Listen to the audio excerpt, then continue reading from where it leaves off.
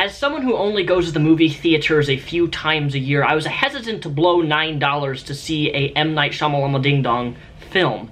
I like to call him M. Night Shyamalan Ding Dong because his past films that he's made in the last, like, 7-10 years have been really, really bad. Things like The Missing, one of his most famous, Avatar: The Last Airbender. I don't think fans will ever recover from that disastrous of a film. I think that he kind of went through like a filmmaking midlife crisis to where he just didn't know what the fuck he was doing. But in the early 2000s, this man was a great director with films like Signs, films like The Village, films like The Sixth Sense, films like The Unbreakables. These are good movies, good films that he directed, but rest assured, ladies and gentlemen, his new film, Split, was not a disappointment. I feel like he's finally getting back to his M. Night Shyamalan links of what really started his career to begin with. This film may not be one of the greatest films of all time, but it's definitely something on the comparison level to his original films that he made, like Signs and The Sixth Sense. This was a thriller, and boy did it not only thrill, I cannot stress enough how extraordinarily brilliant James McAvoy's acting ability was in this film. For those of you who don't know, to give you a brief little synopsis, Split is about a crazy dude who has a bunch of different personalities who kidnaps people. But James McAvoy's performance in this was absolutely impeccable. Like, I'm talking like, his performance was so good, I could see him being voted as Best Actor of the Year because of this performance that he did.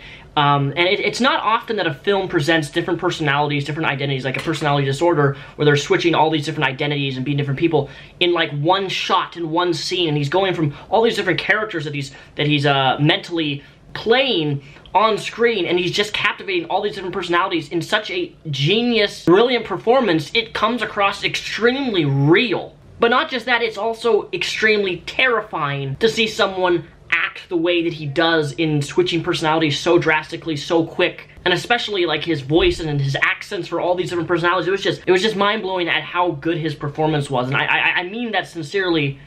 This is a performance of a lifetime, I personally think. The other main character we have is the girl who played in the small film known as The Witch. She also is a fantastic actress. I love seeing her becoming more modernized in films because she's really good at acting. But overall, the film was excellent. It was creepy. It was definitely a thriller. It brought me back to the M. Night Shyamalan Ding Dong's original films. The one thing that kind of did bother me is that there were a few other annoying characters that I didn't really like, but there were some very unique shots of the film which were very cool. But one of the biggest things that took me out of the film was the film's pacing in regards to flashbacks. I don't have a problem with flashbacks. I think flashbacks can bring us really back into a film and see part of a character in the past. But I felt like the flashbacks were very out of place in the film. They didn't pace well with the duration of how film, and I think the film could have just been as good without these flashback memories, or if they had the flashbacks, they could have done them differently to where they were paced better in the film. That's the one thing that kind of took me out, is the pacing of these flashbacks did kind of annoy me.